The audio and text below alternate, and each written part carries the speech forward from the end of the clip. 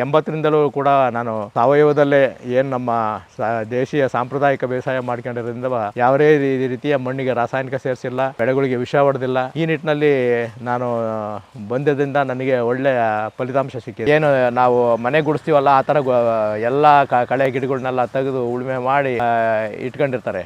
ಅದು ಮಹಾನ್ ತಪ್ಪು. ಅದೇ ನಮಗೆ ಭೂಮಿಗೆ ಒದಕೆ ಕೊಟ್ಟರೆ ಯಾವುದೇ ಒಂದು ಕಳೆ ಹುಟ್ಟಿರೋ ಅದು 3 ತಿಂಗಳು ಆದಮೇಲೆ ಮತ್ತೆ ಅದು ಭೂಮಿ ಸೇರುತ್ತೆ. ಅದೇ ಯಾವುದೂ ಖರ್ಚಿಲ್ದಲೆ ಅವ್ರಿಗಿನ ಹೆಚ್ಚಿಗೆ ಇಳುವರಿ ತಗೊಂಡು ನೀರು ಕಡಿಮೆ ಉಪಯೋಗಿಸಿ ಮಣ್ಣನ್ನು ಅಭಿವೃದ್ಧಿ ಮಾಡ್ತಾ ನಾನು ಹೋಗ್ತಾ ಇದ್ದೀನಿ. ಆದರೆ ಅವರಿಗೆ ಅದು ಕಿವಿಗೆ ಹೋಗೋದಿಲ್ಲ. ಎಂಥ ವಿಪರ್ಯಾಸನು. ಆಗ ನಾನು ಸಂಪೂರ್ಣವಾಗಿ ಇಡೀ ತೋಟ ಎಲ್ಲ 60 ಅಡಿಗೆ ಇಳಿಜಾರಿಗೆ ಅಡ್ಡಲಾಗಿ ಟ್ರಂಚ್ ತೆಗೆದು ಎಲ್ಲ ಪೂರ್ತಿ ಏನು ರಸ್ತೆ ಬದಿನಲ್ಲಿದ್ದಂಥ ಆಲದ ಮರದ ಎಲೆ ಅದು ಇದು ಎಲ್ಲ ತಂದು ಭರ್ತಿ ಮಾಡಿದೆ. ಏನು ನಾವು ಜೇಡ ಅಂತೀವಲ್ಲ, ಜೇಡನ ಬಲೆ ಕಟ್ಟಿರುತ್ತೆ ತೋಟ ತುಂಬವ. ನೀವು ವಿಷ ಸಿಂಪಡಣೆ ಮಾಡೋ ಅಂತ ತೋಟದಲ್ಲಿ ಜೇಡ ಕಟ್ಟಿರಲ್ಲ. ಜೇಡ ನೀವು ಎಲ್ಲಿಗೋದ್ರೂ ಮುಖಕ್ಕೆಲ್ಲ ನೀವು ಬೆಳಿಗ್ಗೆ ಎದ್ದು ಓಡಾಡುವಾಗ ಮುಖಕ್ಕೆಲ್ಲ ಬಲೆ ಸುಕ್ಕಿಡುತ್ತೆ. ಅಷ್ಟು ಜೇಡಗಳು ಇರ್ತವೆ. ಸರ್ ನಮಸ್ತೆ. ನಮಸ್ತೆ. ಹಾಂ ಸರ್, ನಿಮ್ಮ ಪರಿಚಯ ಮಾಡ್ಕೊಳ್ಳಿ. ನನ್ನ ಹೆಸರು ಬಸವರಾಜು. ಹಾಸನ ಜಿಲ್ಲೆ ಚನ್ನರಾಯಪಟ್ಟಣ ತಾಲೂಕು ನುಗ್ಗೇಹಳ್ಳಿ ಹೋಬಳಿ ಸಂತೇಶ್ವರ ಗ್ರಾಮದಲ್ಲಿ ನನ್ನ ತೋಟ ಇದೆ. ನಾನು 80ರಿಂದಲೂ ಕೃಷಿ ಪ್ರಾರಂಭ ಮಾಡಿದೆ.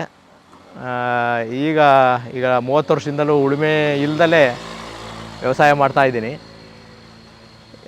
ಈಗ ಸಂಪೂರ್ಣವಾಗಿ ಶೂನ್ಯ ಬೇಸಾಯ ಅಂತ ಏನು ಹೇಳ್ತಾರೆ ಆ ಒಂದು ನಿಟ್ಟಿನಲ್ಲಿ ನಾನು ದಾಪುಕಾಲಿಡ್ತಾ ಇದ್ದೀನಿ.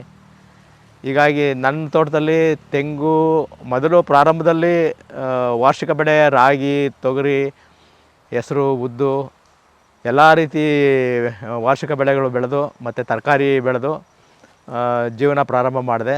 ಈಗ ತದನಂತರ 6 ಎಕರೆನೂ ಪೂರ್ತಿ ತೋಟ ಮಾಡಿದ್ದೀನಿ. ಮುಖ್ಯವಾದ ಬೆಳೆ ಅಂತಂದರೆ ತೆಂಗು, ಅಡಿಕೆ, ಬಾಳೆ ಈಗ 30 ವರ್ಷದ ಬಾಳೆ. ಇದು ಕೆಲವರು ಹೇಳ್ತಿದ್ದಾರೆ ಇದು ವರ್ಲ್ಡ್ ರೆಕಾರ್ಡ್ ಅಂತವ. ನನಗೆ ಅದೇನೋ ಗೊತ್ತಿಲ್ಲ. ಒಟ್ಟಿನಲ್ಲಿ ಏನೂ ಕೊಡೋದಿಲ್ಲ ಬಾಳೆಗೆ. ಆ ನಿಟ್ಟಿನಲ್ಲಿ ನೀರೊಂದು ಬಿಟ್ಟು ಯಾವುದೇ ರೀತಿಯ ಗೊಬ್ಬರಗಳು ಕೊಡೋದಿಲ್ಲ. ಅದ್ರದ್ದು ನೀರು ಅದಕ್ಕೆ ಮೇಕೆ ಕೆಳಕ್ಕೆ ಒಂದು ಮೆಥಡ್ನಲ್ಲಿ ನಾನು ಬೆಳೀತಾ ಇದ್ದೀನಿ. ಬಹುತೇಕ ಇದರಲ್ಲಿ ಭಾಳಷ್ಟು ಒಳ್ಳೆ 8ರಿಂದ 10, 12 kg ಇಳುವರಿ ಬರ್ತಾಯಿದೆ. ಆ ಬಾಳೆ ಇವತ್ತಿಗೂ ಕೂಡ ಯಾವುದೇ ರೋಗ ಇಲ್ಲ. ಗೆಡ್ಡೆ ರೋಗ ಇಲ್ಲ, ಪನಾಮ ರೋಗ ಇಲ್ಲ, ಬಂಚಿ ಟಾಪ್ ಇಲ್ಲ, ಯಾವುದೇ ಇಲ್ಲ. ಬಂದವರು ನಂದು ಮೊದಲನೇ ಪ್ರಾರಂಭದ ಬೆಳೆನೂ ಕೂಡ ಇಷ್ಟೊಂದು ಆರೋಗ್ಯವಾಗಿಲ್ಲ ಅಂತ ಅವ್ರ ಬಾಯಿಂದಲೇ ಬರುತ್ತೆ. ಈಗ ಇಷ್ಟು 6 ಎಕರೆನೂ ಕೂಡ ಯಾವುದೇ ಸಹಾಯ ಇಲ್ಲದೆ ನಾನೇ ನಿರ್ವಹಣೆ ಮಾಡ್ತಿದ್ದೀನಿ. ಕೆಲವೊಂದು ಕಾಯಿ ಹೊರೋದಕ್ಕೆ, ಕೊಬ್ಬರಿ ಹೊಡೆಯೋದಕ್ಕೆ ಇವೆಲ್ಲ ಆಳುಗಳನ್ನ ಅವಲಂಬನೆ ಮಾಡ್ತೀನಿ. ಇದನ್ನು ಈ ಒಂದು ನಿಟ್ಟಿನಲ್ಲಿ ನಾವು ಹೋಗಿದ್ದೆ ಆದರೆ ಇಂದು ಕೃಷಿಕ ಭಾಳ ಆರ್ಥಿಕವಾಗಿ ಮುಂದುವರಿಯೋದಕ್ಕೆ ಅನುಕೂಲ ಆಗುತ್ತೆ. ಮತ್ತು ಉತ್ತಮವಾದ ಮಣ್ಣನ್ನು ಮುಂದಿನ ಪೀಳಿಗೆಗೆ ಬಿಟ್ಟು ಹೋಗ್ಬೋದು. ಮತ್ತು ಅತಿ ಕಡಿಮೆ ನೀರನ್ನ ಕೊಟ್ಟು 6 ಎಕರೆ ಇವತ್ತು ಸಂಪೂರ್ಣವಾಗಿ ಉತ್ತಮವಾದ ಬೆಳೆ ತಂತಿದ್ದೀನಿ. 900 ಅಡಿಕೆ ಗಿಡಕ್ಕೆ ಈಗಾಗಲೇ 2 ಕೊಯ್ಲಾಗಿದೆ. 9 ಟನ್ ಅಡಿಕೆ ಕಿತ್ತಿದ್ದಾರೆ. ಸಿಪ್ಪೆ ತೂಕ ಹೇಳ್ತಿದ್ರು, ಸಿಪ್ಪೆ ಸೇರೋ ಅಡಿಕೆದು ಇನ್ನೂ ಒಂದು 2.25 ಟನ್ ಆಗ್ಬೋದು. ಈ ವರ್ಷ ಇಲ್ಲಿಗೆ ವರ್ಷದಲ್ಲಿ ವಿಂಕ್ಲೇಯರ್ ಅಂತ ಮಾಡಿಸ್ತೀವಿ. ಸ್ಪ್ರಿಂಕ್ಲೇರ್ ಅಲ್ಲ, ವಿಂಕ್ಲೇಯರು. ಮಳೆ ನೀರು ಬಿದ್ದಂಗೆ ಬೀಳುತ್ತೆ. ಅದು ಇಡೀ 4 ಮೂಲೆಯೂ ಉಳುಮೆ ತೇವಾಂಶ ಕಾಪಾಡೋ ಒಂದು ನಿಟ್ಟಿನಲ್ಲಿ ನಾನು ನೀರು ಕೊಡ್ತಿದ್ದೀನಿ. ಮೊದಲಿಂದಲೂ ಅಷ್ಟೇ ನೀರು ಭಾಳ ಮಿತಿಯಾಗಿ ನೀರು ಕೊಡ್ತಿರೋದು. ಹಾಂ ಸರ್, ಇವಾಗ ನಾವು ನೋಡ್ತಾ ಇದ್ದೀವಲ್ಲ, ಎಷ್ಟು ವರ್ಷದ ತೋಟ ಸರ್ ಇದು? ಈ ತೋಟ 98ರಲ್ಲಿ ನೆಟ್ಟಿದ್ದು. ತೆಂಗು, ಅಡಿಕೆ ಒಂದು 10 ವರ್ಷ ಆದಮೇಲೆ ನೆಟ್ಟಿದ್ದು. ಓಕೆ. ತದನಂತರ ಇದು ಮೊದಲು ಪ್ರಾರಂಭದಲ್ಲಿ 84ರಲ್ಲಿ ತೆಂಗಿನ ಗಿಡ ಪೂರ್ತಿ ಎಲ್ಲ ಸಂಪೂರ್ಣವಾಗಿ ನೆಟ್ಟಿದ್ದು. ಅಡಿಕೆ ತದನಂತರ ಒಂದು 5 ವರ್ಷ ಆದಮೇಲೆ ಅಡಿಕೆ ಹಾಕಿದ್ದು. ಇಲ್ಲಿ ಈ ಒಂದು ಭಾಗದಲ್ಲಿ ಅಡಿಕೆ ಪರಿಚಯ ಇರಲಿಲ್ಲ. ನಾನು ಅಡಿಕೆ ಹಾಕಿದಾಗ ಇಲ್ಲೆಲ್ಲ ಅಡಿಕೆ ಆಗುತ್ತೆ ಅಂತ ಎಲ್ಲರೂ ಸುತ್ತಮುತ್ತಲರೆಲ್ಲ ಆಡ್ಕೊಂಡರು. ಓಕೆ. ಆದರೂ ಕೂಡ ನಾನು ಹಾಕಿದೆ. ಆದರೆ ಈಗ ನನಗಿನ ಜಾಸ್ತಿ ಅಡಿಕೆ ಕೀಳ್ತಿದ್ದಾರೆ ಯಾರು ನಮ್ಮನ್ನು ಆಡ್ಕೊಂಡ್ರು ಅವರೆಲ್ಲವ. ಓಕೆ. ಆದರೂ ಕೂಡ ಅವರಲ್ಲಿ ಅನೇಕ ಕಾಯಿ ಬಿರುಕೊಡಿಯೋದು, ಹಿಂಗೆ ಏನೇನೋ ನೀರಿನ ನಿರ್ವಹಣೆ ಸರಿ ಇಲ್ದಲೆ ಅವರು ಸಾಕಷ್ಟು ಸಮಸ್ಯೆ ಬಗೆಹರಿಸ್ಕೊಂಡಿಲ್ಲ. ಅವರಿಗೆ ವರ್ಷ ಇಡೀ ಉಳುಮೆ ತೇವಾಂಶ ಕಾಪಾಡಿದರೆ ಯಾವುದೇ ಬೆಳೆಗೆ ಯಾವುದೇ ರೋಗ ಬರೋದಿಲ್ಲ ಅಂತ ನನ್ನ ಒಂದು ಖಾತ್ರಿ. ಯಾಕೆಂದರೆ ನನ್ನ ತೋಟದಲ್ಲಿ ಆ ಒಂದು ಮಾತಿಗೆ ಬೆಲೆ ಸಿಕ್ಕಿದೆ, ಅರ್ಥ ಸಿಕ್ಕಿದೆ. ಬಂದವರೆಲ್ಲ ಅದನ್ನೇ ಹೇಳ್ತಾರೆ. ಹೊರಗಡೆ ತೋಟದಿಂದ ಆಚೆ ಕಡೆ ಹೋದರೆ ಈಗಲೇ ಅಲ್ಲೇ ಬೇಸಿಗೆ ಬಿಸಿಲು ಬಂದಂಗೆ ಬರ್ತಾ ಇದೆ, ನಿಮ್ಮ ತೋಟದಲ್ಲಿದ್ದರೆ ಒಳ್ಳೆ ಎ ಸಿ ಮನೆಯಲ್ಲಿದ್ದಂಗೆ ಇದೆಯಲ್ಲ ಅಂತಂತ ಅವ್ರ ಬಾಯಿಂದಲೇ ಬರುತ್ತೆ. ಹೌದು. ಹಾಗಾಗಿ ತೋಟ ಅದು ಏಪ್ರಿಲ್ ತಿಂಗಳಲ್ಲಂತೂ ಬಂದರೆ ಅವ್ರ ತೋಟನೇ ಬಿಟ್ಟು ಹೋಗೋದಕ್ಕೆ ಮನಸ್ಸು ಬರಲ್ಲ, ಆ ರೀತಿ ತಂಪಾಗಿರುತ್ತೆ. ಆ ರೀತಿ ತಂಪಾಗಿರುತ್ತೆ. ತಂಪು ಮಾಡೋದಕ್ಕೆ ನೀವು ಈ ರೀತಿ ಒಂದು ಸೆಟಪ್ಗಳು ಕೂಡ ಮಾಡ್ಕೊಂಡಿದ್ದೀರಾ? ಆ ಬಹುಬೆಳೆ ಪ್ರಯೋಗ ಇದೆ. ನನ್ನ ಮಣ್ಣಿನ ಮೇಲೆ ಒಂದು 10% ಬಿಸಿಲು ಬೀಳ್ಬೋದು ಅಷ್ಟೇ. ಓಕೆ. ಸಾಕಷ್ಟು ಎಲ್ಲ ಒದಕೆ ಇದೆ. ಬಹುಮಡಿ ಬೆಳೆ ಅಂತಾರಲ್ಲ, ಓಕೆ. ಕೆಲವು ಕಡೆಯಲ್ಲಿ ಅರಿಶಿನ ಶುಂಠಿ ಇದೆ, ಮತ್ತು ಅದ್ರ ಮೇಲೆ ಬಾಳೆ ಮೇಲೆ ಮತ್ತು ಅಡಿಕೆ ಇದೆ, ಅಡಿಕೆ ಮೇಲೆ ತೆಂಗಿದೆ. ಈ ರೀತಿ ಬಹುಮಡಿ ಬೆಳೆಗಳಿರೋದ್ರಿಂದ ಸಾಕಷ್ಟು ಬಿಸಿಲನ್ನ ಬೆಳೆಗಳು ಹಾರ್ವೆಸ್ಟ್ ಮಾಡ್ತವೆ. ಓಕೆ. ನಾವು ಮಣ್ಣಿನ ಮೇಲೆ ಬಿಸಿಲು ಬೀಳೋದಕ್ಕಿಂತ ನಾನು ತೋಟಗಾರಿಕೆ ಒಂದು ಭಾಗಕ್ಕೆ ಹೇಳ್ತಿದ್ದೀನಿ, ವಾರ್ಷಿಕ ಬೆಳೆಗಲ್ಲ. ವಾರ್ಷಿಕ ಬೆಳೆಗೆ ಬಿಸಿಲು ಬೇಕು. ತೋಟಗಳಿಗಾದರೆ ಪೂರ್ತಿ ಬಿಸಿಲು ನಾವು ಎಷ್ಟು ಹಾರ್ವೆಸ್ಟ್ ಮಾಡ್ತೀವೋ ಅಷ್ಟು ತೋಟ ಚೆನ್ನಾಗಿರುತ್ತೆ. ಆ ನಿಟ್ಟಿನಲ್ಲಿ ಮತ್ತೆ ನಾವು ಯಾವುದೇ ರೀತಿಯ ರಾಸಾಯನಿಕ ಉಪಯೋಗಿಸ್ಬಾರ್ದು, ವಿಷಗಳನ್ನ ಸಿಂಪಡಣೆ ಮಾಡ್ಬೋದು. ಅದು ಔಷಧಿ ಅಲ್ಲ. ನಮ್ಮ ರೈತರೆಲ್ಲ ಔಷಧಿ ಅಂತಾರೆ, ಅದು ತಪ್ಪು. ವಿಷ ಅನ್ನೋದು ಅವ್ರಿಗೆ ತಲೆಗೆ ಹೋಗ್ಬೇಕು. ಹೌದು. ಇವತ್ತು ಯಾವುದೇ ಒಂದು ಬೀಜ ತಾಳಿ ಬೇಕಾದ್ರೆ ಸೀಡ್ ಟ್ರೀಟ್ಮೆಂಟ್ ಮಾಡಿ ಅಂತ ಹೇಳ್ತಾರೆ. ಏನಿಲ್ಲ, ನಿಮ್ಮ ಬಾಯೊಳಗಡೆ ಒಂದು 10 ನಿಮಿಷ ಇಟ್ಕೊಂಬಿಟ್ಟು ಆ ಬೀಜ ನೀವು ಹಾಕಿ ಎಷ್ಟು ಸೊಗಸಾಗಿ ಮೊಳಕೆ ಬರುತ್ತೆ. ಅಷ್ಟು ವಿಷಮಾನವರಾಗಿದ್ದೀವಿ ನಾವು ಇವತ್ತು. ಪ್ರಾಣಿಗಳು, ಕಾಗೆ ಇರ್ಬೋದು, ಗುಪ್ಚಕ್ಕಿ ಇರ್ಬೋದು, ಹಣ್ಣಿನ ಬೀಜ ಕಚ್ಕೊಂಡು ಹೋಗ್ಬಿಟ್ಟು ಹಾಕಿದ್ರೆ ಅವು ಜೊಲ್ಲು ರಸದಲ್ಲಿ ಅದು ಲೇಪನ ಆಗುತ್ತೆ, ಬೀಜ ತನ್ನಷ್ಟೇ ತಾನೇ ಹುಟ್ಟುತ್ತೆ. ನಮ್ಮ ಜೊಲ್ಲು ಕೂಡ ಅಷ್ಟೊಂದು ವಿಷಕಾರಿ ಆಗಿಬಿಟ್ಟಿದೆ. ಹೀಗಾಗಿ ನಾವು ಎಷ್ಟರ ಮಟ್ಟಿಗೆ ನಾವು ಮುಂದಿನ ಪೀಳಿಗೆ ಆರೋಗ್ಯವಾಗಿರೋ ಮಣ್ಣು, ಪರಿಸರ ಮತ್ತು ನೀರು ಬಿಟ್ಟು ಹೋಗ್ತೀವೋ ಅದೇ ಮುಂದಿನ ಪೀಳಿಗೆಯ ಒಂದು ಸಂಪತ್ತು. ಆದರೆ ಇವತ್ತು ಆ ನಿಟ್ಟಿನಲ್ಲಿ ನಾವು ಯೋಚನೆ ಮಾಡ್ತಿಲ್ಲ. ತಾತ್ಕಾಲಿಕವಾಗಿ ವ್ಯವಸಾಯ ಏನು ವ್ಯವಹಾರದ ದೃಷ್ಟಿಯಿಂದ ನಾವು ನೋಡ್ತಾ ಇದ್ದೀವಿ. ಹಿಂಗೆ ಹಾಕಿರಿ ಹಿಂಗೆ ಬಂದುಬಿಡ್ಬೇಕು. ಅದಕ್ಕೆ ಇದಕ್ಕೆ ತಾಳ್ಮೆ ಇರಬೇಕು ವ್ಯವಸಾಯ ಮಾಡೋದಕ್ಕೆ. ಈಗ ನೋಡಿ, ನಾನು ತಪಸ್ಸು ಮಾಡ್ದಂಗೆ 80ರಿಂದಲೂ ಕೂಡ ನಾನು ಸಾವಯವದಲ್ಲೇ ಏನು ನಮ್ಮ ದೇಶೀಯ ಸಾಂಪ್ರದಾಯಿಕ ಬೇಸಾಯ ಮಾಡ್ಕೊಂಡಿರೋದ್ರಿಂದ ಯಾವುದೇ ರೀತಿಯ ಮಣ್ಣಿಗೆ ರಾಸಾಯನಿಕ ಸೇರಿಸಿಲ್ಲ, ಬೆಳೆಗಳಿಗೆ ವಿಷ ಹೊಡೆದಿಲ್ಲ. ಈ ನಿಟ್ಟಿನಲ್ಲಿ ನಾನು ಬಂದದಿಂದ ನನಗೆ ಒಳ್ಳೆಯ ಫಲಿತಾಂಶ ಸಿಕ್ಕಿದೆ. ಮತ್ತು ನನ್ನ ತೋಟದಂಗೆ ಅನೇಕ ತೋಟಗಳು ಮಾಡಿದ್ದೀನಿ. ಆದರೆ ಬಹುತೇಕ 90ಕ್ಕೆ 90 ಭಾಗ ನಮಗೆ ರೈತರು ಬರ್ತಾಯಿಲ್ಲ.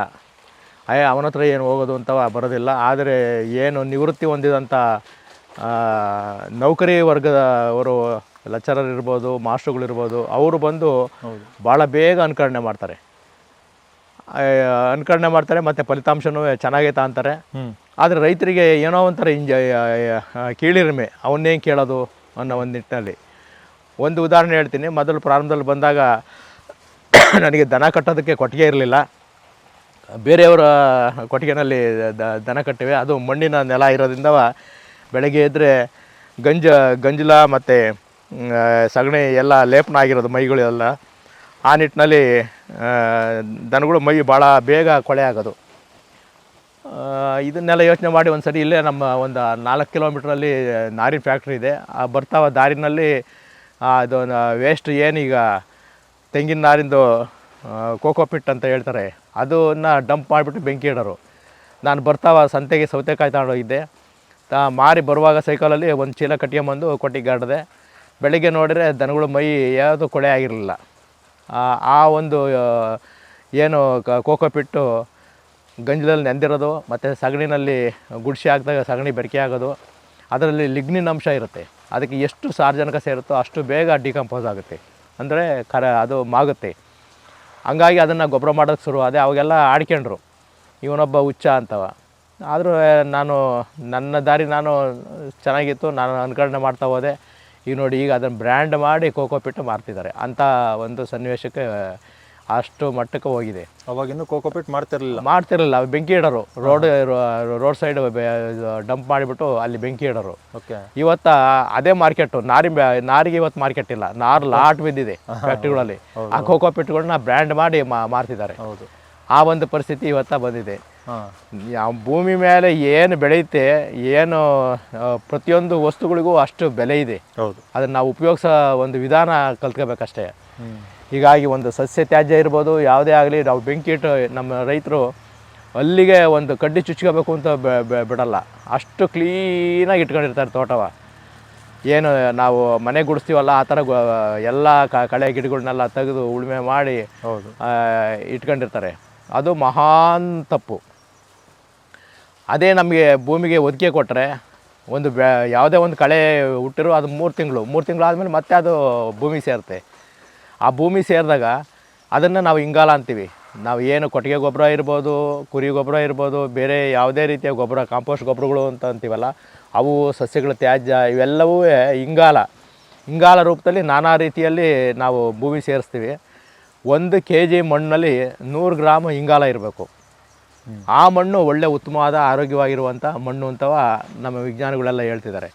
2002ರಲ್ಲಿ ಸ್ವಾಮಿನಾಥನ್ ಬೆಂಗಳೂರು GKVKನಲ್ಲಿ ಒಂದು ದೊಡ್ಡ ಸೆಮಿನಾರ್ ಆಯಿತು. ಅದೇನೋ ಪುಣ್ಯ ನನ್ನ ಇಲ್ಲಿ ಗಣೇಶನ್ JD ಇದ್ದರು, ಮತ್ತು ಚಂದ್ರಶೇಖರ್ ಅಂತ AD ಇದ್ದರು. ಅವರು ನನ್ನ ಶಿಫಾರಸು ಮಾಡಿ ಕಳಿಸಿರು. ಅವಾಗೆಲ್ಲ ರಾಜಕೀಯದ ಒಬ್ಬರು ನಾಯಕರು ಪುಟ್ಕೋಸಿ ರೈತನ ಕಳಿಸಿದ್ರ ಅಂತ ಅವ್ರನ್ನ ಭಾಳಷ್ಟು ತುಚ್ಛವಾಗಿ ಹೇಳಿದರು. ಆ ಒಂದು ಸೆಮಿನಾರ್ಗೆ ಹೋಗಿದ್ದೆ. ಅವಾಗ ಸ್ವಾಮಿನಾಥನ್ ಹೇಳಿದರು, ನಾವು ರಾಸಾಯನಿಕ ವಿಷಗಳನ್ನ ಬೆಳೆಸೋದ್ರಿಂದ ಮಣ್ಣು ನಮ್ಮ ಆರೋಗ್ಯ ಕೆಡ್ತಾ ಇದೆ, ಸಾಕಷ್ಟು ಇಂಗಾಲ ಕಡಿಮೆ ಆಗ್ತಿದೆ. ಆ ಒಂದು ನಿಟ್ಟಿನಲ್ಲಿ ನಾವು ಚಿಂತನೆ ಮಾಡಿ ಮುಂದಿನ ಪೀಳಿಗೆಗೆ ನಾವು ಒಳ್ಳೆ ಮಣ್ಣು ಬಿಟ್ಟು ಹೋಗ್ಬೇಕು ಅಂದರೆ ಇಂಗಾಲ ಸೇರಿಸೋ ಒಂದು ನಿಟ್ಟಿನಲ್ಲಿ ನಾವು ಹೆಜ್ಜೆ ಹಾಕಬೇಕು ಅಂತ ಸೆಮಿನಾರಲ್ಲಿ ಮಾತಾಡಿರು. ಅದೇ ಸ್ವಲ್ಪ ದಿವಸದಲ್ಲೇ ICRISATನಲ್ಲಿ ಒಂದು ಸಿರಿಧಾನ್ಯಗಳ ಒಂದು 5 ರಾಷ್ಟ್ರಗಳು ಸೇರಿ ICRISAT ಅಂತ ಒಂದು ಸಂಸ್ಥೆ ಸ್ಥಾಪನೆ ಮಾಡಿದ್ದಾರೆ. ಅಲ್ಲಿ ಏನು ನಾವು ಸಿರಿಧಾನ್ಯ ಅಂತ ಇವತ್ತು ಹೇಳ್ತಿದ್ದೀವಿ, ಅದನ್ನು ಸಂಶೋಧನೆ ಮಾಡುವ ಒಂದು ಕೇಂದ್ರ. ಅವರಿಗೆ ಆವಾಗ ಎಲ್ಲ ಏನು ಕೆಲಸ ಇಲ್ದಲೇ ಇದ್ದಾಗ ಎಲ್ಲ ಇಡೀ ಕರ್ನಾಟಕದಾದ್ಯಂತ ಮಣ್ಣನ್ನು ಪರೀಕ್ಷೆ ಮಾಡಿ ಯಾವ್ಯಾವ ಒಂದು ವಲಯದಲ್ಲಿ ಯಾವ್ಯಾವ ಕೊರತೆ ಇದೆ, ಸಾರ್ವಜನಿಕ ಇದೆಯೋ, ರಂಜಕ ಇದೆಯೋ, ಕೆಲವು ಲಘು ಪೋಷಕಾಂಶಗಳು ಕಡಿಮೆ ಇದೆಯೋ, ಆ ನಿಟ್ಟಿನಲ್ಲಿ ಅವರು ಎಲ್ಲ ಫಲಿತಾಂಶಗಳನ್ನು ರೈತರಿಗೆ ಕೊಟ್ಟರು. ಆ ನಿಟ್ಟಿನಲ್ಲಿ ನಡೀತು. ಈಗ ನಾನು ಏನು 98ರಲ್ಲಿ ಸಾವಯವ ಬಗ್ಗೆ ನಮ್ಮ ಸಾಂಪ್ರದಾಯಿಕ ಸಾವಯವ ಅಂತ ಇರಲಿಲ್ಲ, ಸಾಂಪ್ರದಾಯಿಕ ಬೇಸಾಯದ ಬಗ್ಗೆ ನಾನು ಮಾತಾಡೋಕ್ಕೆ ಹೋದಾಗ ಸಾಕಷ್ಟು ಜನ ವಿಜ್ಞಾನಿಗಳು ನೀನು ಕೊನೆಯಲ್ಲಿ ಒಂದು 5 ನಿಮಿಷ ಮಾತಾಡುವಂಥ ಕೊನೆಯಲ್ಲಿ ಒಂದು 5 ನಿಮಿಷ ಕೊಡೋರು.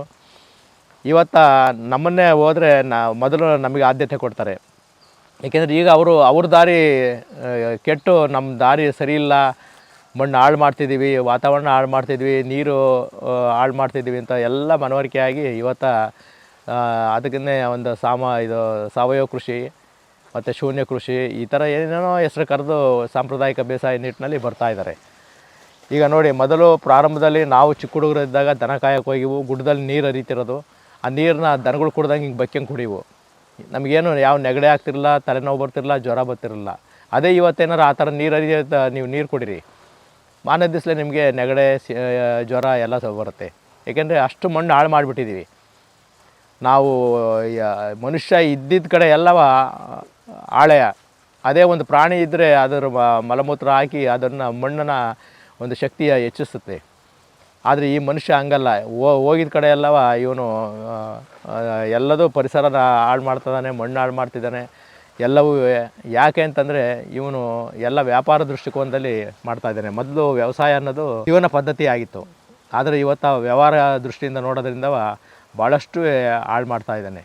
ಈಗ ಅನೇಕ ಸುಧಾರಿತ ತಳಿಗಳಿರ್ಬೋದು, ಅದರಿಂದ ಅನುಕೂಲ ಇದೆ. ಆದರೆ ಹೈಬ್ರಿಡು ಮತ್ತು BT ತಳಿಗಳಿದಾವಲ್ಲ, ಅವು ಮಹಾಂತರ ನಮ್ಮ ದೇಹಕ್ಕೆ ಕ್ಯಾನ್ಸರ್ ಇರ್ಬೋದು, ಅನೇಕ ರೋಗಗಳಿಗೆ ಗುರಿ ಮಾಡೋ ಒಂದು ನಿಟ್ಟಿನಲ್ಲಿ ಅವು ಬೆಳೆಗಳು ಆಗ್ತಿರ್ತವೆ. ಆದರೆ ಇವತ್ತು BT ತಳಿಗೆ ಚೈನಾ ದೇಶ ಹೋಗಿದೆ, ಅನೇಕ ರಾಷ್ಟ್ರಗಳು ಆ ನಿಟ್ಟಿನಲ್ಲಿ ಹೋಗಿ ಸಾಕಷ್ಟು ಸೋಲ್ತಿದ್ದಾವೆ. ಈಗ ನಮ್ಮಲ್ಲಿ BT ಹತ್ತಿ ಅನ್ನೋದೊಂದು ಮಾತ್ರ ಇದೆ. ಈಗಾಗಲೇ ಇಲ್ಲಿಗೆ 10 ವರ್ಷದಲ್ಲಿ ಒಂದು ಪ್ರೆಸ್ ಮೀಟ್ ಕೊಟ್ಟಿದ್ದು ಗಾಯತ್ರಿ ಮೇಡಮ್ಮ ಅಂತ ಒಬ್ಬರು, ಮತ್ತು ಯಲ್ಲಪ್ಪ ರೆಡ್ಡಿ ಅವರು, KC ರಘು, ಪಾಪ ಅವರು ಇಲ್ಲ, ಈಗ ಕ್ಯಾನ್ಸರ್ ಆಗಿ ಹೋಗ್ಬಿಟ್ರು, ಮತ್ತು ಬಾಬು ಪ್ರೆಸ್ ಮೀಟ್ ಕೊಟ್ಟಾಗ ಅದು ಕುಲಾಂತರಿ ಸಾಸಿವೆ ಬ್ಯಾನ್ ಮಾಡಿರು. ಆದರೆ ಈಗ ಕಳೆದ ವರ್ಷದಿಂದ ಅದನ್ನು ಪ್ರಾಯೋಗಿಕವಾಗಿ ಡೆಲ್ಲಿ KVKನಲ್ಲಿ ಮತ್ತು ಪಂಜಾಬ್ KVKನಲ್ಲಿ ಅನುಮತಿ ಕೊಟ್ಟಿದ್ದಾರೆ. ಬೆಳೆದು ನಮಗೆ ಅದರ ಫಲಿತಾಂಶ ಕೊಡಿ ಅಂತವ. ಏನಾರು ಆ ಒಂದು ನಮ್ಮ ನಾಟಿ ಸಾಸಿವೆ ಬಿಟ್ಟು ಸುಧಾರಿತ ಹೈಬ್ರಿಡ್ ಸಾಸಿವೆಗೆ ಏನಾರು ಹೋದರೆ ಜೇನಿನ ಕೃಷಿ ಸಂಪೂರ್ಣ ನಾಶ ಆಗುತ್ತೆ. ಈ ನಿಟ್ಟಿನಲ್ಲಿ ಯೋಚನೆ ಮಾಡ್ತಿಲ್ಲ. ಇವತ್ತು ಜೇನು ಕೃಷಿ ಎಷ್ಟು ಮುಖ್ಯ ಅಂತಂತಂದರೆ ನಮಗೆ ಪರಾಗಸ್ಪರ್ಶ ಆಗ್ತಿರೋದು 90% ಭಾಗ ಜೇನುಗಳಿಂದ. ಇದನ್ನು ಅದು ಅರ್ಥ ಮಾಡ್ಕೊಂತಿಲ್ಲ, ಸರ್ಕಾರನೂ ಅರ್ಥ ಮಾಡ್ಕೊಂತಿಲ್ಲ, ವಿಜ್ಞಾನಿಗಳಂತೂ ಬಿಡಿ. ಆ ವಿಜ್ಞಾನಿಗಳು ಏನು ಸಮಸ್ಯೆ ಬರ್ತಾ ಅದನ್ನು ಬಗೆಹರಿಸಿ ಸಾಕು.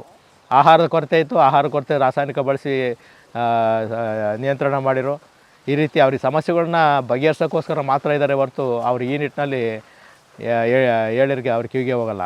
ನಾನೇ ಸಮಸ್ಯೆಗಳನ್ನ ಬಗೆಹರಿಸೋದು ನಮ್ಮ ಮಾರ್ಗದಲ್ಲಿ ಅವರು ಅವರ ಒಂದು ಮಾರ್ಗನೇ ಬೇರೆ. ಮಣ್ಣು, ನೀರು, ಗಾಳಿ ಎಲ್ಲದನ್ನೂ ಹಾಳು ಮಾಡೋ ಒಂದು ಕಲುಷಿತ ಮಾಡೋ ಒಂದು ನಿಟ್ಟಿನಲ್ಲಿ ಅವರ ಮಾರ್ಗ ಇದೆ. ಹೌದು. ಹಾಗಾಗಿ ಇವು ಭಾಳ ಮುಂದಿನ ಒಂದು ಪೀಳಿಗೆ ಭಾಳಷ್ಟು ಹಾನಿಕಾರಕ ಅಂತ ಅವ್ರ ಬಾಯಲ್ಲೇ ಬರ್ತಿದ್ದಾರೆ. ಆದರೂ ಅವರು ಕೇಳ್ತಾ ಇಲ್ಲ. ಅದು ಅವರು ಆ ನಿಟ್ಟಿನಲ್ಲಿ ನಡೀತಾ ಇದ್ದಾರೆ. ಈಗ ನೋಡಿ, ಉದಾಹರಣೆಗೆ ಗುಲಾಬಿ, ಬಿಳಿ ಗುಲಾಬಿ ನೋಡಿದ್ದೀರಾ, ಕೆಂಪು ಗುಲಾಬಿ ನೋಡಿದ್ದೀರಾ. ಕಪ್ಪು ಗುಲಾಬಿ ನಮ್ಗೆ ಯಾತಕ್ಕೆ ಬೇಕಾಯಿತು? ಬೇಕಾಗಿಲ್ಲ. ಅದಕ್ಕೆ ಇದು ಏನು ಅಲ್ಟ್ರಾ ವೈಲೆಟ್ ರೇಸ್ಗಳನ್ನ ಅದ್ರ ಮೇಲೆ ಗಿಡದ ಮೇಲೆ ಪ್ರಯೋಗ ಮಾಡಿ ಕಪ್ಪು ಗುಲಾಬಿ ತಯಾರು ಮಾಡಿದ್ದಾರೆ. ಅವರಿಗೆ ಡಾಕ್ಟರೇಟ್ ಕೊಡ್ತಾರೆ. ನೋಡಿ ಎಷ್ಟೊಂದು ವಿಸ್ಮಯ. ಹೌದು. ಅದೇ ನಂದು ಬಾಳೆ 30 ವರ್ಷದ ಬಾಳೆ ಇವತ್ತು ಕೂಡ ಏನೂ ಕೊಡದಲ್ಲೇ ಕನಿಷ್ಠ ನೀರು ಕೊಡ್ತಾ ನಾನು ಬೆಳೀತಾ ಇದ್ದೀನಿ. ಇವತ್ತು ನಮ್ಮನ್ನು ಮಾಧ್ಯಮದವರೆಲ್ಲ ಪರಿಚಯ ಮಾಡಿಸಿದ್ದಾರೆ, ಅನೇಕ ನಿಟ್ಟಿನಲ್ಲಿ ನಾನು ಪರಿಚಯ ಆಗಿದ್ದೀನಿ. ಆದರೂ ಕೂಡ ವಿಜ್ಞಾನಿಗಳು ಇದು ಕಿವಿಗೆ ಹೋಗೋದಿಲ್ಲ. ಕೃಷಿ ಮೇಳದಲ್ಲಿ ನನ್ನ ವ್ಯವಸಾಯ ಪದ್ಧತಿ ಹೇಳಿದರೆ ಅವ್ರಿಗೆ ಕಿವಿಗೆ ಹೋಗೋದಿಲ್ಲ. ಮತ್ತು ಇಲ್ಲಿ ಬರ್ತಾರೆ, ಯಾವ್ದಾರು ಒಂದು ಪ್ರಶಸ್ತಿಗೆ ಅಪ್ಲೈ ಮಾಡುತ್ತಾರೆ. ಅವರಿಗೆ ಏನು ಇಲ್ಲಿ ಎರೆ ತೊಟ್ಟಿ ಕಟ್ಟಿರಬೇಕು, ಜೀವಾಮೃತ ಮಾಡ್ತಾ ಇರಬೇಕು, ಬೀಜೋಪಚಾರ ಮಾಡ್ತಿರ್ಬೇಕು, ಬಯೋಡೈಜೆಸ್ಟರ್ ಕಟ್ಟಿಸಬೇಕು. ಸರ್ಕಾರದ ಸವಲತ್ತು ಏನಿದೆ ಎಲ್ಲವನ್ನು ಬಳಸಿದ್ರೆ ಮಾತ್ರ ರೈತ ಅವರಿಗೆ.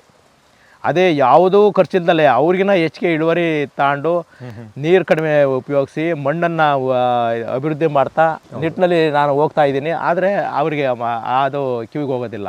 ಎಂಥ ವಿಪರ್ಯಾಸ ನೋಡಿ. ಎಂಥ ವಿಜ್ಞಾನಿಗಳು ಎಷ್ಟು ನಮಗೆ ರೈತನಿಗೆ ಅಡ್ಡಗಾಲು ಹಾಕ್ತಿದ್ದಾರೆ ಅಂತಂತಂದರೂ ತಪ್ಪಾಗಲಾರ್ದು. ಅವರ ನಿಲುವು ಬದಲಾಗಬೇಕು.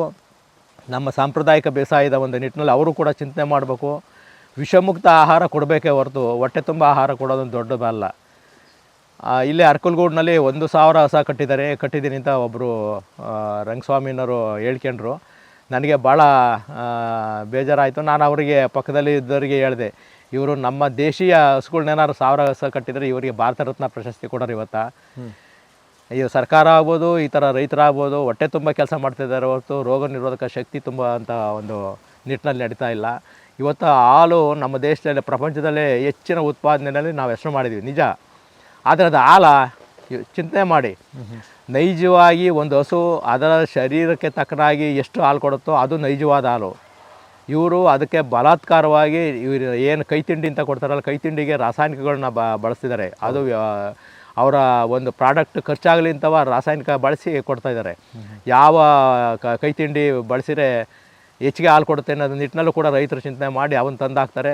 ಅದು ಶರೀರಕ್ಕೆ ಏನು ಆಮ್ಲಜನಕ ತಯಾರು ಮಾಡ್ಬೇಕಾದ್ರೆ ಮ್ಯಾಂಗನೀಸ್ ಡೈಆಕ್ಸೈಡು ಹೇಗೆ ವೇಗವರ್ಧಕವಾಗಿ ವರ್ತನೆ ಮಾಡುತ್ತೆ, ಅದೇ ರೀತಿ ಈ ರಾಸಾಯನಿಕ ವರ್ತನೆ ಮಾಡಿ ಅವಳ ದೇಹದ ಮೇಲೆ ಭಾಳಷ್ಟು ಒತ್ತಡ ಬೀರಿ ಹಾಲು ಉತ್ಪತ್ತಿ ಮಾಡುತ್ತೆ. ಅದು ಹೆಚ್ಚಿಗೆ ಇಳುವರಿ ಬಂದರೂ ಕೂಡ ಅದು ಬರೀ ನೀರು ಬೆಳ್ಳಗಿರುತ್ತೆ ಹೊರತು ಅದು ಶುದ್ಧವಾದ ಹಾಲಲ್ಲ. ಆ ನಿಟ್ಟಿನಲ್ಲಿ ಇವತ್ತು ನಾವು ಹೋಗ್ತಾ ಇದ್ದೀವಿ. ಇವತ್ತು ಹಾಲಿನ ಉತ್ಪಾದನೆಯಲ್ಲಿ ಮೊದಲನೇ ಸ್ಥಾನದಲ್ಲಿ ಇರ್ಬೋದು, ಆದರೆ ಕಳಪೆ ಹಾಲು. ಹೌದು. ಇಲ್ಲೇ ನಮ್ಮೂರಿಂದ ಒಂದು 4 ಕಿಲೋಮೀಟ್ರ್ ಇದೆ. ಒಬ್ಬರು ಸೈನ್ಯದಿಂದ ನಿವೃತ್ತಿ ಆಗಿದ್ದಾರೆ. ಅವರಿಗೆ ಮಂಡಿ ನೋವಿನಿಂದ ಅವರು ಸೈನ್ಯದಿಂದ ನಿವೃತ್ತಿಯಾಗಿ ಬಂದರು. ಇವತ್ತು ನಮ್ಮ ಏನು ಮಲೆನಾಡು ಹಸು ಕಟ್ಟಿ ಹಾಲು ಕುಡಿತಾವ್ರೆ, ಇವತ್ತು ಮಂಡಿ ನೋವಿಲ್ಲ. ಅಯ್ಯೋ ಎಂಥ ವಿಪರ್ಯಾಸ ಆಯ್ತು. ನಮ್ಮ ಸರ್ವಿಸ್ ಬಿಟ್ಟು ಬಂದುಬಿಟ್ನಲ್ಲ ದೇಶ ಸೇವೆ ಅಂತ ಭಾಳಷ್ಟು ಕೊರಗ್ತಿದ್ದಾರೆ ಅವರು. ಅವ್ರಿಗೆ ಇವತ್ತು ಮಂಡಿ ನೋವು ಇಲ್ಲವೇ ಇಲ್ಲ ಸಂಪೂರ್ಣವಾಗಿ. ನಮ್ಮ ದೇಶೀಯ ಆಕಳ ಹಸುಗಳು ಹಾಲೇ ಶ್ರೇಷ್ಠವಾದ ಹೊರತು ಈ HF ಜರ್ಸಿ ಹಸುಗಳದ್ದು ಹಾಲೇ ಅಲ್ಲ. ಈ ನಿಟ್ಟಿನಲ್ಲಿ ಭಾಳಷ್ಟು ಜನ ಚಿಂತನೆ ಮಾಡ್ತಿದ್ದಾರೆ. ಆದರೆ ನಮ್ಮ ರೈತಾಪಿ ವರ್ಗಕ್ಕೆ ಇವತ್ತು ನೆಮ್ಮದಿ ಕೊಟ್ಟಿರೋದು ಹಸಿನ ಒಂದು ಉದ್ಯಮನೇ ಇರ್ಬೋದು, ಹಾಲಿನ ಉದ್ಯಮನೇ ಇರ್ಬೋದು. ಆದರೆ ಅದು ಬದಲಾಗಬೇಕು. ರೈತರ ಒಂದು ಚಿಂತನೆ ಇರ್ಬೋದು. ಏನು ಕೈ ತಿಂಡಿ ಬಳಸೋವಂಥ ಘಟಕಗಳಿದಾವಲ್ಲ, ಅವರು ಕೂಡ ರಾಸಾಯನಿಕ ಬಳಸ್ತಲೇ ನೈಜವಾದ ಕೈ ತಿಂಡಿ ಕೂಡ ಒಂದು ನಿಟ್ಟಿನಲ್ಲಿ ಚಿಂತನೆ ಮಾಡಬೇಕು. ಆ ನಿಟ್ಟಿನಲ್ಲಿ ಮಾಡಿದರೆ ಒಳ್ಳೆಯ ಉತ್ತಮವಾದ ಆಹಾರ ನಮ್ಮ ಜನಗಳಿಗೆ ಕೊಡ್ಬೋದು ಅಂತ ಯೋಚನೆ ಮಾಡ್ತೀನಿ. ಅದೇ ರೀತಿ ನಮ್ಮ ತರಕಾರಿ ಇರ್ಬೋದು, ನಮ್ಮ ತೋಟಗಾರಿಕಾ ಬೆಳೆಗಳಿರ್ಬೋದು, ಇವೆಲ್ಲವೂ ಕೂಡ ಅದೇ ನಿಟ್ಟಿನಲ್ಲಿ ಬಂದರೆ ಒಳ್ಳೆಯ ಉತ್ತಮವಾದ ಆರೋಗ್ಯವಾದ ವಿಷಮುಕ್ತ ಪದಾರ್ಥಗಳನ್ನ ನಾವು ಸಮಾಜಕ್ಕೆ ಕೊಡೋ ನಿಟ್ಟಿನಲ್ಲಿ ನಾವು ಮುಂದುವರಿಬೋದು. ಈ ನಿಟ್ಟಿನಲ್ಲಿ ನಾನು ಚಿಂತನೆ ಮಾಡ್ತಾ, ಮತ್ತು ನನಗೆ ಸರಳ ರೀತಿಯಲ್ಲಿ ಮುಂದಿನ ಪೀಳಿಗೆ ವ್ಯವಸಾಯಕ್ಕೆ ಬರಬೇಕು, ಉಳಿಸ್ಕೊಂಡು ಹೋಗ್ಬೇಕು ಅನ್ನೋ ನಿಟ್ಟಿನಲ್ಲಿ ನಾವು ಚಿಂತನೆ ಮಾಡಿ ಮುಂದಿನ ಪೀಳಿಗೆ ವ್ಯವಸಾಯ ಅನ್ನೋದು ಭಾಳ ಸುಲಭ ಒಂದು ವಿಧಾನ ಕೊಟ್ಟಿದ್ದೆ ಆದರೆ ನಿಜವಾಗ್ಲೂ ವ್ಯವಸಾಯಕ್ಕೆ ಬರ್ತಾರೆ. ಆ ನಿಟ್ಟಿನಲ್ಲಿ ನಾವು ಚಿಂತನೆ ಮಾಡಬೇಕೆ ಹೊರತು ನಾವು ಸುಮ್ಮನೆ ಇವತ್ತು ಕಷ್ಟಕರವಾಗಿ ಏನು ಟ್ಯಾಕ್ಟ್ರ್ ತಂದು ಆಳವಾಗಿ ಉಳುಮೆ ಮಾಡಬೇಕು, ರಾಸಾಯನಿಕ ಗೊಬ್ಬರಗಳ್ನ ಹಾಕಬೇಕು, ವಿಷಗಳನ್ನ ಸಿಂಪಡಣೆ ಮಾಡಬೇಕು ಅನ್ನೋ ನಿಟ್ಟಿನಲ್ಲಿ ನಾವು ಆ ಒಂದು ನಿಲುವು ಬಿಡಬೇಕು. ಈಗ ನಮ್ಮ ತೋಟಕ್ಕೆ ಬನ್ನಿ, ಹೆಜ್ಜೆ ಇಡಿ, ಯಾವುದೇ ಗಿಡಕ್ಕೆ ಯಾವುದೇ ರೋಗ ಇಲ್ಲ, ಯಾವುದೇ ಕೀಟಬಾಧೆ ಇಲ್ಲ. ಈ ನಿಟ್ಟಿನಲ್ಲಿ ಹೋದರೆ ಯಾತಕ್ಕೆ ಖರ್ಚು ಜಾಸ್ತಿ ಆಗುತ್ತೆ, ಉತ್ಪಾದನಾ ಖರ್ಚು ಎಲ್ಲಿ ಜಾಸ್ತಿ ಆಗುತ್ತೆ? ಚಿಂತನೆ ಮಾಡಿ. ನಮ್ಮ ಪ್ರತಿಯೊಂದು ಹೆಜ್ಜೆ ಇಡಬೇಕಾದ್ರೂ ಕೂಡ ಚಿಂತನೆ ಮಾಡಿ ನಾವು ಮುಂದೆ ಇಡಬೇಕು, ಆಗ ಮಾತ್ರ ಸಾರ್ಥಕವಾಗುತ್ತೆ. ಈ ನಿಟ್ಟಿನಲ್ಲಿ ನನ್ನ ತೋಟ ಮಾಡಿದ್ದೀನಿ. ಮತ್ತು ಏನು ಸರ್ಕಾರದ ಒಂದು ಸವಲತ್ತು ಇದೆ, ತಿಪ್ಪೆ ಮಾಡೋದಕ್ಕೆ ಅನುದಾನ ಕೊಡ್ತಾರೆ, ಎರೆ ತೊಟ್ಟಿ ಕಟ್ಟೋದಕ್ಕೆ ಅನುದಾನ ಕೊಡ್ತಾರೆ, ಜೀವಾಮೃತ ಮಾಡೋದಕ್ಕೆ ಡ್ರಮ್ಮು ಇವೆಲ್ಲ ಕೊಡ್ತಾರೆ. ಮತ್ತು ಬಯೋಡೈಜೆಸ್ಟರ್ ಅಂತ ಕಟ್ಟಿ ಇವತ್ತು ಎಲ್ಲ ಹಾಳು ಬಿದ್ದಿದ್ದಾವೆ. ಸಾವಯವ ಗ್ರಾಮಕ್ಕೆ ಹೋಗಿ ನೀವು ಎಷ್ಟು ಎರೆ ತೊಟ್ಟಿಗಳು ಹಾಳು ಬಿದ್ದಿದ್ದಾವೆ ನೀವೇ ನೋಡಿ. ಅದೆಲ್ಲ ಸಾರ್ವಜನಿಕರ ದುಡ್ಡಲ್ವೇ? ಈಗ ನೋಡಿ, ಸುಮ್ಮನೆ ಇದು ಏನೋ ಒಂದು ದಿಢೀರ್ನ ಇದು ವಿಜ್ಞಾನಿಗಳು ನಿಲುವು ತಗೊಂಡು ಅವರು ರೈತರಿಗೆ ಏನೆಲ್ಲ ಕೊಡುಗೆ ಕೊಡೋದು ಭಾಳ ತಪ್ಪಿದೆ ಕೆಲವೊಂದು. ಇವತ್ತು ಎಲ್ಲ ಯಾವುದೋ ಒಬ್ಬರು ಯಾರೋ ತಂದೆ ಮಾಡೋಗ್ತಾನೆ, ಅದನ್ನು ಮಕ್ಕಳು ಅನ್ಕರಣೆ ಮಾಡೋದಿಲ್ಲ. ಬಯೋಡೈಜೆಸ್ಟರ್ ತೋಟದ್ದೆಲ್ಲ ತಂದು ತುಂಬರು ಯಾರು ಇದ್ದಾರೆ ಇವತ್ತು. ಮಾತೆತ್ತಿರೆ ಏನು ಆಳುಗಳು ಸಿಗೋದಿಲ್ಲ, ಕೆಲಸ ಮಾಡೋ ಆಳುಗಳು ಸಿಗೋದಿಲ್ಲ ಅಂತ ಸಮಸ್ಯೆಗಳ್ನ ಹೇಳ್ತಾರೆ. ಅದೇ ನಾವು ಇಡೀ ತೋಟನೇ ಎರೆ ತೊಟ್ಟಿ ಮಾಡಿದ್ರೆ ಆಗಿರುತ್ತೆ, ಇಡೀ ತೋಟನೇ ತಿಪ್ಪೆ ಮಾಡಿದ್ರೆ ಆಗಿರುತ್ತೆ, ಇಡೀ ತೋಟನೇ ಬಯೋಡೈಜೆಸ್ಟರ್ ಮಾಡಿದ್ರೆ ಆಗಿರುತ್ತೆ ಅನ್ನೋ ನಿಟ್ಟಿನಲ್ಲಿ ನಾನು ಚಿಂತನೆ ಮಾಡ್ತಾವ ಮೊದಲು ಒಂದು 100 ಮೀಟ್ರು ಒಂದು 3 ಅಡಿ ಆಳ ಮತ್ತು ಅಗಲ 2 ಅಡಿ ಟ್ರಂಚ್ ತೆಗೆದು ಮೇಲ್ಭಾಗಕ್ಕೆ ನೀರು ಹರಿದು ಬರೋ ಒಂದು ದಿಕ್ಕಿನಲ್ಲಿ ಭಾಗಕ್ಕೆ ಮಣ್ಣು ಹಾಕಿ ಆ ಟ್ರಂಚ್ಗೆ ಸಿಕ್ಕಿದ್ದಂಥ ತೆಂಗಿನ ಗರಿ ಇರ್ಬೋದು, ಅಡಿಕೆ ಗರಿ ಇರ್ಬೋದು, ಕುರಂಬಳೆ, ಹೊಂಗೆ ಸೊಪ್ಪು ಇವನ್ನೆಲ್ಲ ತುಂಬಿ ಭರ್ತಿ ಮಾಡಿದೆ. ಭರ್ತಿ ಮಾಡಿ 1 ವರ್ಷ ಬಿಟ್ಟಾದಮೇಲೆ 2 ಕಡೆ ಸಾಲನ್ನು ಆ ಟ್ರಂಚಿನ 2 ಭಾಗದಲ್ಲೂ ಇದ್ದಂಥ ತೆಂಗಿನ ಮರಗಳು 100 ಕಾಯಿ ಹಿಡಿದು ನನಗೆ ಭಾಳ ಖುಷಿ ಆಯಿತು. ಆವಾಗ ಇಡೀ ತೋಟನೇ ಒಂದು 2 ವರ್ಷದೊಳಗಡೆ ನಾನೇ ಸ್ವಂತ ಕೈಯಿಂದಲೇ ತೆಗೆದು, ಆವಾಗ ಏನು ಇಟ್ಯಾಚ್ ಇರಲಿಲ್ಲ, JCB ಇರಲಿಲ್ಲ, ಎಲ್ಲ ಇನ್ನೂ 2000 ಇಸ್ವಿಯಿಂದ ಮುಂಚೆಲೇ. ಆಗ ನಾನು ಸಂಪೂರ್ಣವಾಗಿ ತೋಟ ಎಲ್ಲ, ಇಡೀ ತೋಟ ಎಲ್ಲ 60 ಅಡಿಗೆ ಇಳಿಜಾರಿಗೆ ಅಡ್ಡಲಾಗಿ ಟ್ರಂಚ್ ತೆಗೆದು ಎಲ್ಲ ಪೂರ್ತಿ ಏನು ರಸ್ತೆ ಬದಿನಲ್ಲಿದ್ದಂಥ ಆಲದ ಮರದ ಎಲೆ ಅದು ಇದು ಎಲ್ಲ ತಂದು ಭರ್ತಿ ಮಾಡಿದೆ. ಇವತ್ತು ಇಡೀ ಆ ಟ್ರಂಚ್ಗಳಲ್ಲಿ ಒಂದು 3.5 ಅಡಿ 2 ಅಡಿ ಅಗಲಕ್ಕೆ ಗೊಬ್ಬರ ಇದೆ. 2 ಬದಿಯ ತೆಂಗಿನ ಮರಗಳು ಬೇರು ಅಲ್ಲಿ ಬರ್ತವೆ, ನಿರಂತರವಾಗಿ ಗೊಬ್ಬರ ಸಿಗುತ್ತೆ, ತೇವಾಂಶ ನೀರು ಸಿಗುತ್ತೆ. ಆ ಟ್ರಂಚಲ್ಲಿ ಬಿದ್ದಂಥ ನೀರು, ಅದಕ್ಕೆ ಆ ಟ್ರಂಚಿಗೆ ನಾವು ಕೊಳವೆ ಬಾವಿ ನೀರು ಕೊಡೋದಿಲ್ಲ. ಮಳೆ ನೀರಿನಲ್ಲಿ ಎಷ್ಟು ನಿಂದಿರುತ್ತೋ ಅಷ್ಟೇ. ಅದಕ್ಕೇನಾದ್ರು ಕೊಳವೆ ಬಾವಿ ನೀರು ಕೊಡ್ತು ಅಂದರೆ ಅದರಲ್ಲಿರೋ ಸಾರಾಂಶ ಎಲ್ಲ ಬಸ್ತು ಕೆಳಗಡೆ ಹೊರಟೋಗ್ಬಿಡುತ್ತೆ. ಅದರಿಂದ ದಯವಿಟ್ಟು ಆ ಟ್ರಂಚಿಗೆ ಯಾರೂ ನೀರು ಕೊಡಬೇಡಿ. ಈಗಾಗಲೇ ಸಾಕಷ್ಟು ಜನ ಅನ್ಕರಣೆ ಮಾಡಿದ್ದು ಈ ಥರ ಟ್ರಂಚ್ ತೆಗೆದು ಈಗ ಸಾಕಷ್ಟು ಈಗ ಎಲ್ಲ ವರ್ಷ ಕೊಬ್ಬರಿ ಮಟ್ಟೆ ಬೆಲೆ ಇಲ್ದಂಗೆ ಆಯಿತು, ತುಂಬಿದ್ದಾರೆ. ಈಗ ಯಾರು ಕೇಳೋರಿಲ್ಲ. ಅದರಿಂದ ಇದು ಕೊಬ್ಬರಿ ಮಟ್ಟೆ ತುಂಬಿ ಎಲ್ಲ ಭರ್ತಿ ಮಾಡಿ ಎಲ್ಲ ಇದು ಮಾಡ್ತಿದ್ದಾರೆ. ಹೀಗಾಗಿ ಈ ನಿಟ್ಟಿನಲ್ಲಿ ಮಾಡಿದ್ದೇ ಆದರೆ ನಮ್ಮ ಬೆಳೆಗಳಿಗೆ ಸಾಕಷ್ಟು ಭೂಮಿಯ ನಾವು ಏನು ಉಳುಮೆ ಮಾಡಿದ್ರೆ ಒಂದು ಅರ್ಧ ಅಡಿ ಉಳುಮೆ ಮಾಡ್ಬೋದು ಅಷ್ಟೇ.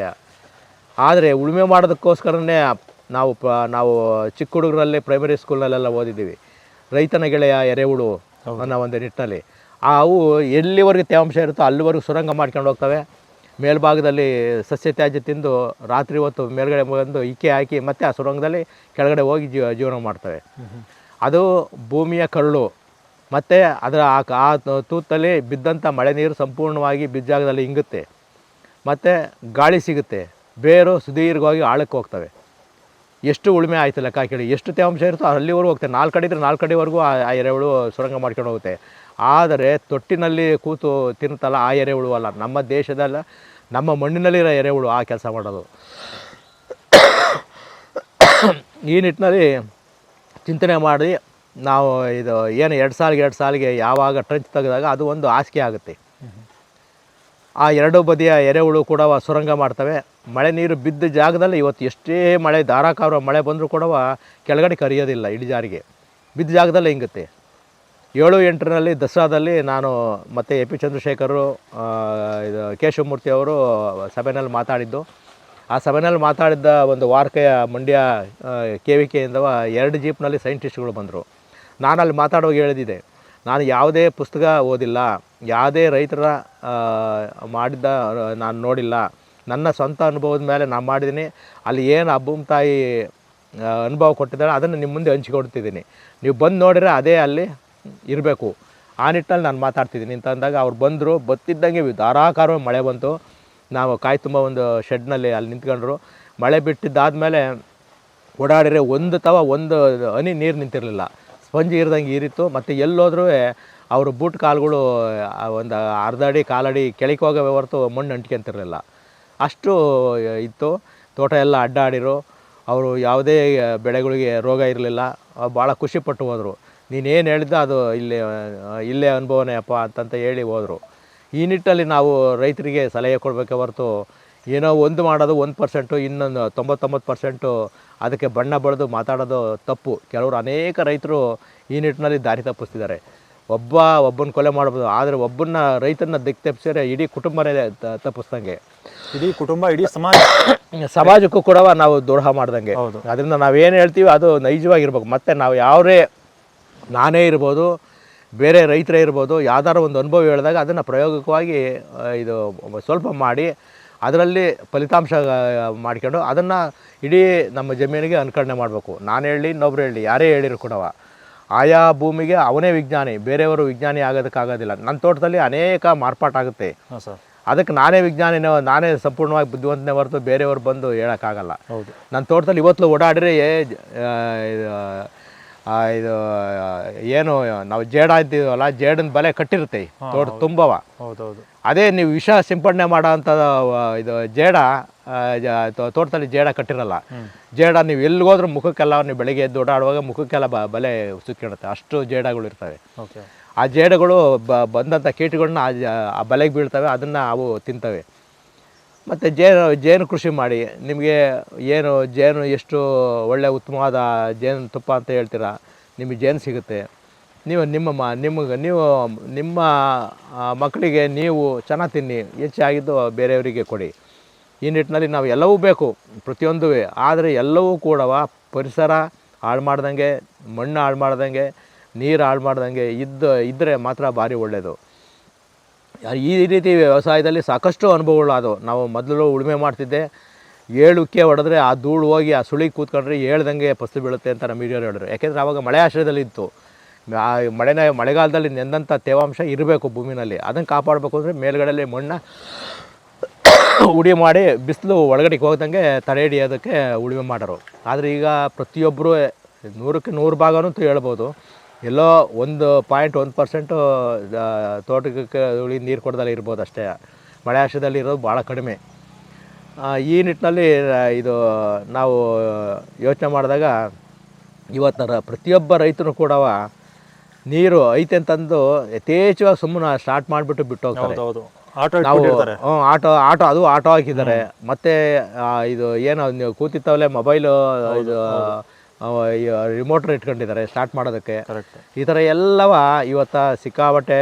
ಒಂದು ಕಡೆ ಕರೆಂಟ್ ಹಾಳು, ಮತ್ತು ಒಂದು ಕಡೆ ಮೋಟ್ರುಗಳು ಹಾಳು, ಅಂತರ್ಜಲ ಕೆಳಗಡೆ ಮಟ್ಟಕ್ಕೆ ಹೋಗ್ತಾ ಇದೆ. ಮತ್ತು ನೀರು ಎಲ್ಲೋ ಇಲ್ಲಿಗೋ ಹೋಗುತ್ತೆ. ನಿಮ್ಮ ಬೆಳೆಗಳಿಗೂ ಸರಿಯಾಗಿ ಸಿಗೋದಿಲ್ಲ. ನಾಲ್ಕಮೂಲೆಯ ಮೇಲ್ಭಾಗದಲ್ಲಿ ನೆಂದಿರೋದೆಲ್ಲ ಕೆಳಭಾಗದಲ್ಲಿ ಕಿದ್ದಾರ್ಕೊಂಡು ನಿಂತಿರುತ್ತೆ. ನೋಡಿ, ಹೊಲದಲ್ಲಿ ನಾವು ಕಿದ್ದಾರ ನೀರುಗಚ್ಚು ಅಂತೀವಿ. ಅಲ್ಲಿ ನೀರು ನಿಂತ್ಕೊಂಡು ನೆಲ ಗಟ್ಟಿಯಾಗಿರುತ್ತೆ. ಉಳುಮೆ ಮಾಡಿದಾಗ ದಪ್ಪ ಎಪ್ಪುಗಳು ಎದಾಳ್ತವೆ. ಅಲ್ಲಿ ಬೇರುಗಳು ಮಣ್ಣಿನ ಒಳಗಡೆಗೆ ಹೋಗೋದಕ್ಕೆ ಅವಕಾಶ ಇರಲ್ಲ, ತೇವಾಂಶ ಇದ್ದರೂ ಕೂಡ ಆ ನಿಟ್ಟಿನಲ್ಲಿರುತ್ತೆ. ನಾವು ಬೇರು ಮಣ್ಣನ್ನು ಸೊಡ್ಲ ಮಾಡಬೇಕು ಹೊರತು ಬೇರುಗಳು ಸುದೀರ್ಘವಾಗಿ ಒಳಕೋಂಗೆ ಅದನ್ನು ಮಣ್ಣು ಗಟ್ಟಿ ಮಾಡೋ ಒಂದು ನಿಟ್ಟಿನಲ್ಲಿ ನಾವು ಯೋಚನೆ ಮಾಡಬಾರ್ದು. ಹೀಗಾಗಿ ನೀರು ಎಷ್ಟು ಕಡಿಮೆ ಇದ್ದರೆ ಅದು ಅಮೃತ, ಹೆಚ್ಚಾದರೆ ವಿಷ. ಮಲೆನಾಡಿನಲ್ಲಿ ನೋಡಿ, ನೀರು ಅವರಿಗೆ ವಿಷ, ನಮಗೆ ಅಮೃತ. ಈ ಬಯಲುಸೀಮೆಯಲ್ಲಿ ಮಲೆನಾಡಿಗೆ ಅಡಿಕೆ ನಾವು ಜಾಸ್ತಿ ಕೇಳ್ತಿದ್ದೀವಿ. ಮತ್ತು ಯಾವುದೇ ಇದು ಬೋರ್ಡಾನ್ ಮಿಶ್ರಣ ಹೊಡೆಯೋಂಗಿಲ್ಲ, ಪ್ಲಾಸ್ಟಿಕ್ ಒದಿಕೆ ಕೊಡೋಂಗಿಲ್ಲ, ಒಂಬಾಳೆಗಳಿಗೆ ಕೊಳೆ ರೋಗ ಬರೋದಿಲ್ಲ. ನಮಗೆ ಭಾಳಷ್ಟು 90 ಭಾಗನೂ ಕೂಡ ನಮಗೆ ಖರ್ಚು ಕಡಿಮೆ. ಈ ನಿಟ್ಟಿನಲ್ಲಿ ನಮಗೆ ಆಗ್ತಾಯಿದೆ. ನೀವು ಯಾವುದೇ ಬೆಳೆ ಎಲ್ಲಿ ಬೇಕಾದ್ರೂ ಬೆಳಿಬೋದು. ಈಗ ಮಲೆನಾಡು ಏನು ಕಾಶ್ಮೀರದಲ್ಲಿ ಸೇಬು ಬೆಳೆಯೋಂಥದ್ದು ಇವತ್ತು ಬಯಲುಸೀಮೆಯಲ್ಲಿ ನಿಟ್ಟು ಬಿಸಿಲು ಬೀಳೋಂಥ ಜಾಗದಲ್ಲಿ ಈಗ ಸೇಬು ಬೆಳೀತಿದ್ದಾರೆ. ನಮ್ಮ ಒಟ್ಟಿನಲ್ಲಿ ಮಣ್ಣಿಗೆ ಏನು ಮಣ್ಣು ಉಳುಮೆ ತೇವಾಂಶ ಇರಬೇಕು, ಒಳ್ಳೆಯ ಉತ್ತಮವಾದ ಕಾರ್ಬನ್ ಇಂಗಾಲ ಇರಬೇಕು, ಮತ್ತು ಎಷ್ಟು ಬೇಕೋ ಅಷ್ಟು ಇದು ನಾವು ನೀರು ಕೊಡಬೇಕು ಮಳೆ ಇಲ್ಲದಾಗ. ಓಕೆ. ಆ ನಿಟ್ಟಿನಲ್ಲಿ ನಾವು ಯೋಚನೆ ಮಾಡಿದರೆ ಒಳ್ಳೆ ಉತ್ತಮವಾದ ಇಳುವರಿ ಬರುತ್ತೆ, ಮತ್ತು ಯಾವುದೇ ರೋಗ ಇಲ್ದಲೆ ತಡೆ ಹಿಡಿಬೋದು. ಈಗ ಮತ್ತು ನಮ್ಮ ಆರ್ಥಿಕ ಬೆಳೆ ಇದು ಆರ್ಥಿಕ ಪರಿಸ್ಥಿತಿನೂ ಕೂಡ ಇದಾಗುತ್ತೆ.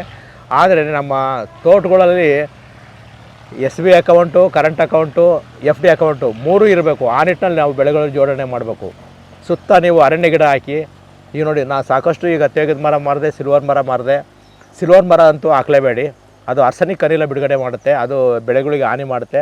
ನನಗೆ ಯಲ್ಲಪ್ಪ ರೆಡ್ಡಿಯವರು ನನ್ನ ತೋಟ ನೋಡೋಕ್ಕೆ ಬಂದಾಗ ಇಲ್ಲಿಗೆ 10 ವರ್ಷದಲ್ಲಿ ಅವರು ಈ ಸಿಲ್ವರ್ ಮರ ತೆಗೆದುಬಿಡು, ಇದು ಆರ್ಸೆನಿಕ್ ಅನಿಲ ಬಿಡುಗಡೆ ಮಾಡುತ್ತೆ ಅಂತ ನನಗೆ ಹೇಳಿದರು. ಅವಾಗ ಸಿಲ್ವರ್ ಮರ ಎಲ್ಲ ಕೊಟ್ಟೆ. ಈಗ ಒಂದು 25 ಇದೆ. ಅವನ್ನು ಈ ವರ್ಷ ಕೊಟ್ಬಿಡ್ತೀನಿ. ಅವಾಗಲೇ ಹೇಳಿದ್ರಿ ವಾಟರ್ನ ಹೆಂಗೆ ಬಳಸಬೇಕು, ನೀರನ್ನು ಹೆಂಗೆ ಸದುಪಯೋಗ ಪಡಿಸ್ಕೋಬೇಕು ಅಂತ.